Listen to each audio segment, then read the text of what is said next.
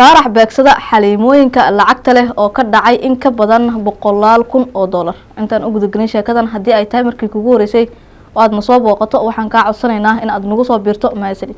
Koox haween ah ayaa koox kale oo haween ah waxay ugu digeen in ay baaritaan rasmi ah ku sameeyaan ragga ay la haasaawayaan oo ay ka bartaan baraha kala duwan ee internetka.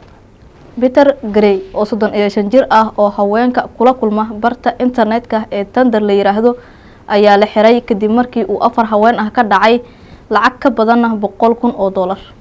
Mid ka mid ah haweenkii uu lacagta ka dhacay oo ka timid galbeedka dalka Turkiga ayaa waxa ay sheegtay in ninkan uu burburiyay nolosheedii oo dhan. Jessica oo aan ahayn magaceeda rasmiga ah waxa ay BBC-da u sheegtay in ninkan ay kula kulantay abka loo yaqaano Tinder 2018. waxa ayna tiri waxa uu ahaa qof si fiican ku dhageysanaya. waxaana rabay qof si fiican ii dhageysta sidaas darteed waa uu iiga faa'iideystay oo waa uu isoo dhaweystay. Jessica waxa ay sheegtay in kulankoodii saddexaad ee ninkan uu dhex marayay ay ku casuumtay gurigeeda. waxa ayna sheegtay in ay suuliga aaday kadibna shandadeeda ama boorsadeeda gacanta ay ugu tagtay miiska cuntada dushiisa.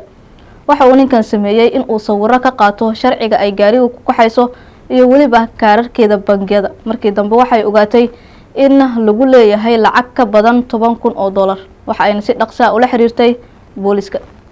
inkastoo ninkan uu sheegay in uu lacagta u soo celinayo haweeneydan Jessica la yiraahdo oo aan ahayn magaceeda saxda ah, haddana waxa ay ku adkeysanaysaa haweeneydan in ay booliska la wadaagto sheekada jirta si ninkan gacanta loogu soo dhigo. gabar kale oo la yiraahdo Hana oo ka mid ah gabdhaha uu shukaansaday ama uu la haasaaway ninkan waxa ay ku qeexday sifa ahaan ninkan marka hore mid degan oo kalsooni badan siinaya dumarka kadibna markuu soo xirgeliyo uu dhacayo. haasaawihii waxa uu noqday sanadihii u dambeeyay mid la isku baarto ama mid la isku dhaco, haddii ay ahaan lahayd in dumarku ay dhacaan ragga iyo haddii ay ahaan lahayd in ragga qudhooda ay baartaan ama ay dhacaan dumarka.